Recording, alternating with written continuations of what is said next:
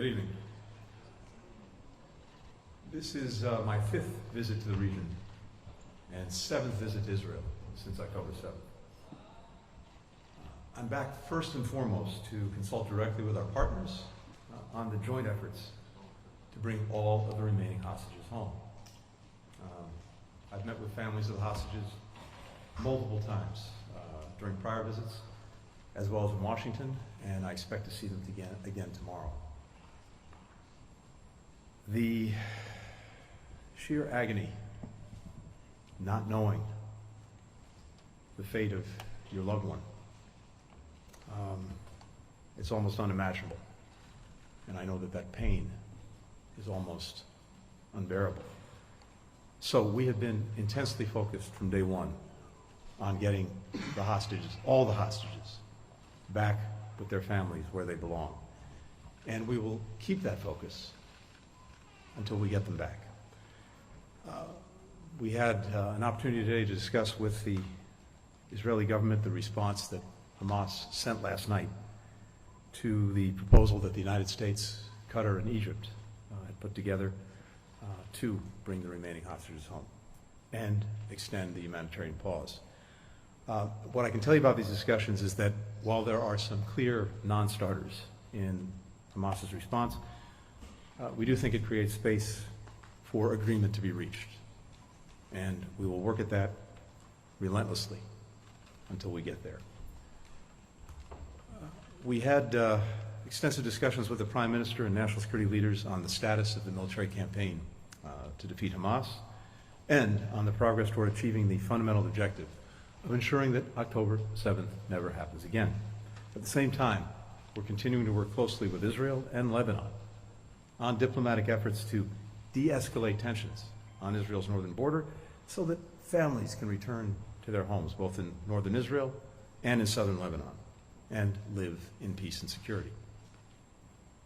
We also discussed the imperative of maximizing civilian protection and humanitarian aid to address the ongoing suffering of Palestinian civilians in Gaza. Nearly 2 million people have been displaced from their homes. Hundreds of thousands are experiencing acute hunger. Most have lost someone that they love. And day after day, more people are killed. On all of my previous visits here, and pretty much every day in between, we have pressed Israel in concrete ways to strengthen civilian protection, to get more assistance to those who need it. And over the past 4 months, Israel has taken important steps to do just that, starting the flow of aid, doubling it during the first pause for hostage releases, opening the north and south corridors in Gaza so that people could move out of immediate harm's way through these corridors with 4 hours pause every day, 3 hours notice. Opening Kerem Shalom, starting the flow of assistance from Jordan, establishing deconfliction mechanisms for humanitarian sites. As a result, today, more assistance than ever is moving into Gaza from more places than at any time since October 7th. As the largest donor of humanitarian aid to the Palestinians, the United States has helped provide much of that assistance, including funding 90,000 metric tons of flour delivered from Ashdod port. That's enough to provide bread for 1.4 million people for the next 5 months. A UN team began its mission to the north to assess conditions for the civilians who are still there, as well as what needs to be done to allow displaced Palestinians to return back home to the north. And yet, as I said to the Prime Minister and to other Israeli officials today, the daily toll that its military operations continue to take on innocent civilians remains too high. In our discussions today, I highlighted some key steps that Israel should take to ensure that more aid reaches more people in Gaza. Israel should open a res so that assistance can flow to northern Gaza, where, as I said, hundreds of thousands of people are struggling to survive under dire conditions. It should expedite the flow of humanitarian assistance from Jordan. It should strengthen deconfliction and improve coordination with the humanitarian providers. And Israel must ensure that The delivery of life-saving assistance to Gaza is not blocked for any reason by anyone. We urge Israel to do more to help civilians, knowing full well that it faces an enemy that would never hold itself to those standards, an enemy that cynically embeds itself among men, women, and children, and fires rockets from hospitals, from schools, from mosques, from residential buildings, an enemy whose leaders surround themselves with hostages, an enemy that has declared publicly its goal to kill as many innocent civilians as it can, simply because they're Jews, and to wipe Israel off the map. That's why we've made clear that Israel is fully justified in confronting Hamas and other terrorist organizations. And that's why the United States has done more than any other country to support Israel's right to ensure that October 7th never happens again. Israelis were dehumanized in the most horrific way on October 7th. The hostages have been dehumanized every day since. But that cannot be a license to dehumanize others. The overwhelming majority of people in Gaza had nothing to do with the attacks of October 7th. And the families in Gaza whose survival depends on deliveries of aid from Israel are just like our families. Their mothers and fathers, sons and daughters, want to earn a decent living, send their kids to school, have a normal life. That's who they are. That's what they want. And we must not lose sight of that. We must not lose sight of our common humanity. We remain determined as well to pursue a diplomatic path to a just and lasting peace and security for all in the region, and notably for Israel. And that diplomatic path continues to come into ever sharper focus as I travel throughout the region and talk to all of our friends and partners. An Israel that's fully integrated into the region with normal relations with key countries, including Saudi Arabia, with firm guarantees for its security, alongside a concrete, time-bound, irreversible path to a Palestinian state living side by side in peace and security with Israel, with the necessary security assurances. Over the course of this trip, we discussed both the substance and sequence of steps that all would need to take to make this path real. That includes steps by the Palestinian Authority to reform and revitalize itself.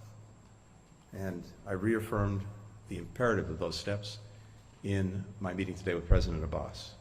Chief among them, improving governance, increasing accountability to the Palestinian people, reforms that the Palestinian Authority is committed to make in a recently announced reform package, and that we urge it to implement swiftly. Now, we can see so many of the actors in the region lining up to move down the path that I just described.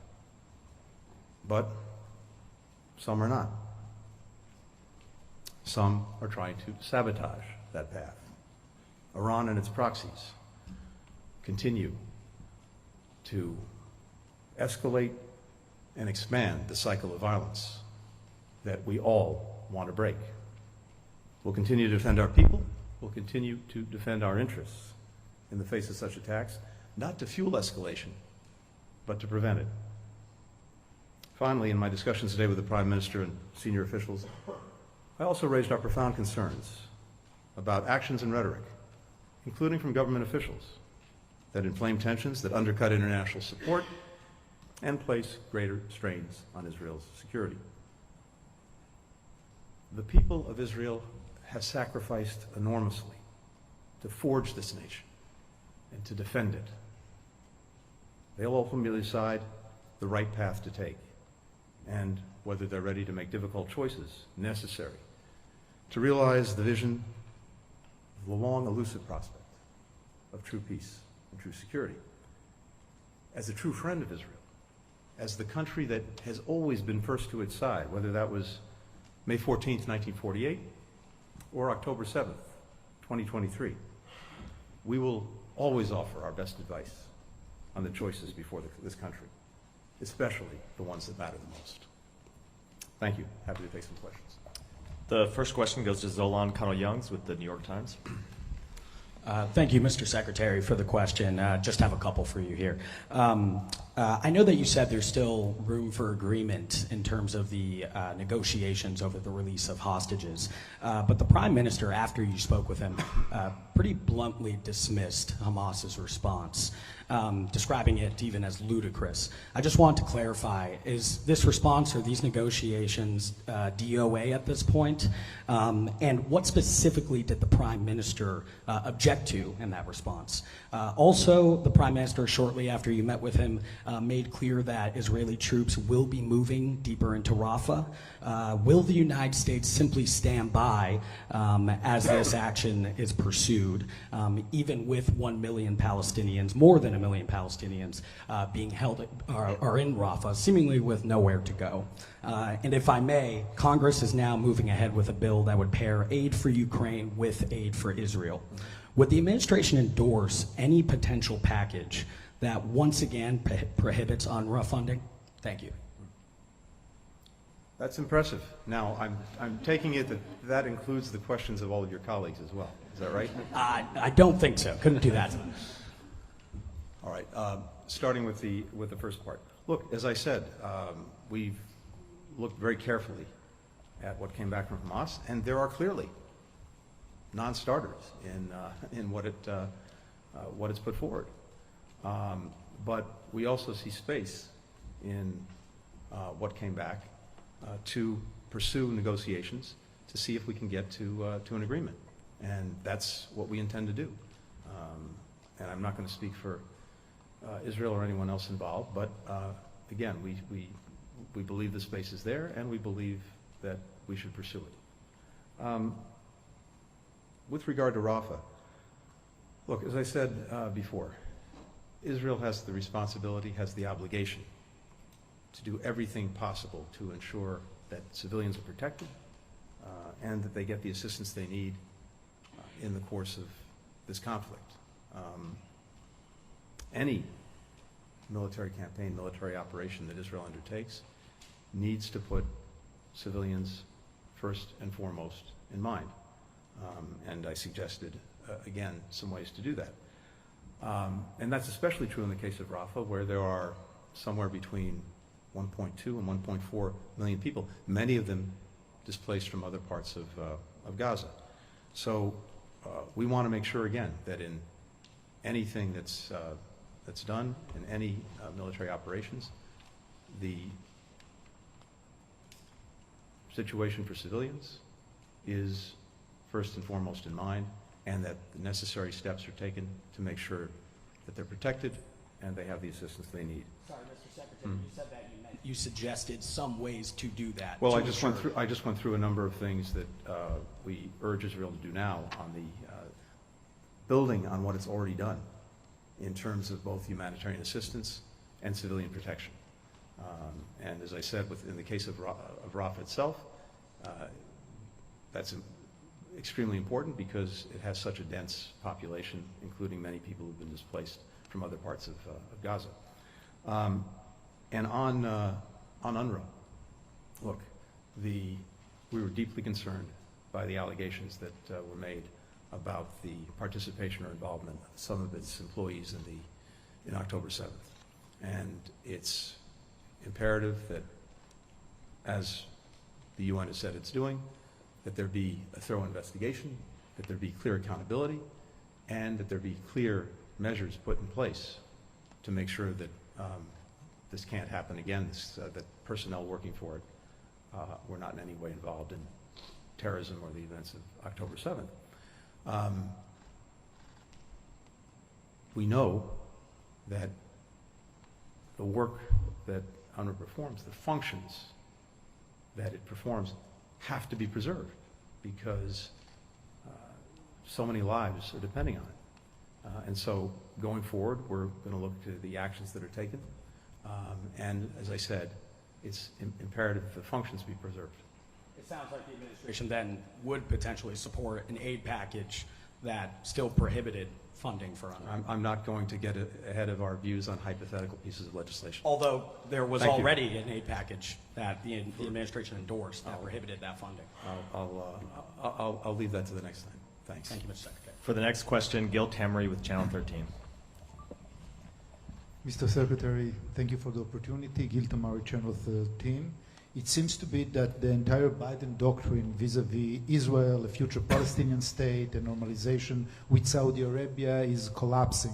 Netanyahu says no with capital N to any form of a Palestinian state. Saudi Arabia says a normalization with Israel will only be considered after an independent Palestinian state is formed in the 1967 borders, which is Jerusalem as its capital. So how does the U.S. intend to break this deadlock? And secondly, regarding the hostage deal, after we listen tonight to Prime Minister Netanyahu that says that Hamas's demands are delusional, how do you find the space, as you mentioned, for negotiation? And do you feel that Netanyahu is exhausting every possible option to bring back the Israeli citizens kidnapped and held hostage by Hamas? Or again, Israeli politics is intervening? And lastly, why did you cancel your visit tomorrow to Kerem Shalom? So this is good. We have I think we have a trend going of at least 3 questions per question. Last question first. There was no planned visit to Kerem Shalom, so there was nothing to cancel. One of the things we want to make sure, as well as I said, is that assistance be able to move smoothly and sustainably, but there was nothing to cancel. Second, I guess I'll go in reverse order. On the hostage agreement, again, I can only repeat myself. Clearly, there are things that Hamas sent back that are absolute non-starters, and I assume that's what the Prime Minister was referring to, but I don't want to speak for him. But at the same time, we see in what was sent back space to continue to pursue an agreement, and these things are always negotiations. It's not flipping a light switch. It's not yes or no. There's invariably back and forth, and as I said, we see the space for that. And given the imperative, given the importance that we all attach to bringing the hostages home, we're intent on pursuing it. Finally, as I've said before, we were, before October 7th, pursuing the possibility of normalization between Israel and Saudi Arabia. And in fact, I was scheduled to come to Israel and to Saudi Arabia, I believe it was on October 10th, to pursue that, and in particular, to focus on what we already knew back then was a necessary Palestinian component to any normalization agreement. When I saw the Crown Prince in Saudi Arabia just a couple of days ago, he repeated to me his desire and determination to pursue normalization. But he also repeated that in order to do that, 2 things need to happen. 1, there needs to be calm in Gaza. 2, there needs to be a clear and credible pathway to a Palestinian state. So, as I said before, you can see the path forward for Israel and for the entire region with integration, with normalization, with security assurances, with the pathway to a Palestinian state that entirely changes the equation and the future for the better, for Israelis, for Arabs, for Palestinians, and in so doing, isolates groups like Hamas, isolates countries like Iran that want a very different future. But as I also said, going down that path, pursuing it requires hard decisions. None of this is easy. And so it will be up to Israelis to decide what they want to do, when they want to do it, how they want to do it. No one's going to make those decisions for them. All that we can do is to show what the possibilities are, what the options are, what the future could be, and compare it to the alternative. And the alternative right now looks like an endless cycle of violence and destruction and despair. We know where the better path lies, but I don't minimize in any way the very difficult decisions that would need to be made by all concerned to travel down that path. Anton LaGuardia with The Economist.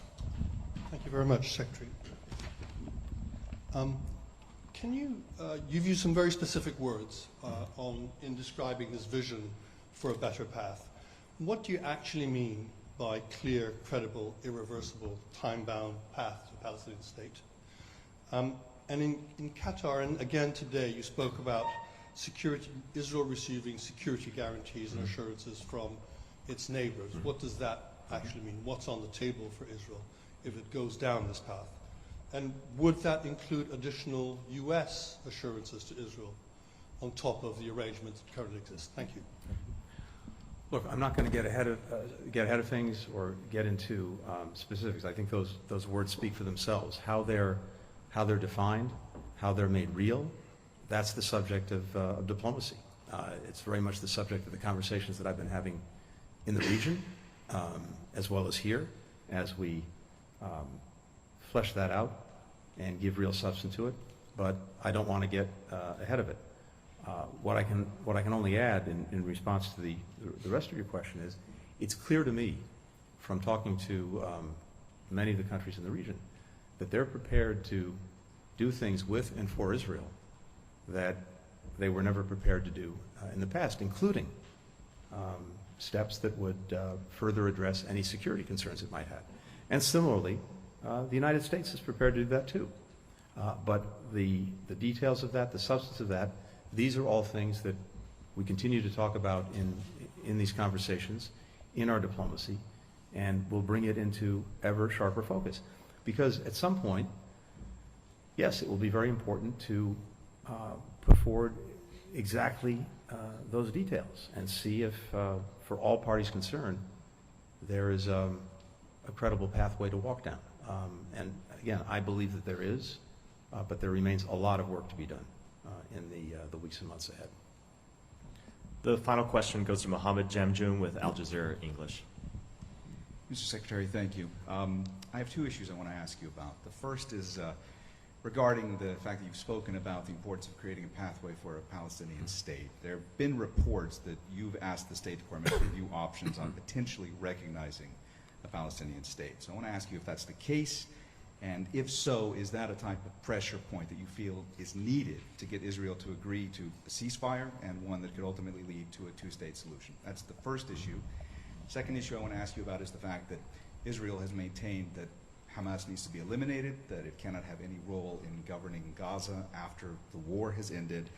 Where does the U.S. currently stand on this? Is it in any way acceptable to the U.S. for Hamas to be playing a role in governing Gaza in a day-after scenario, and what would U.S. policy be toward Hamas going forward? The short answer to the second part of the question is no.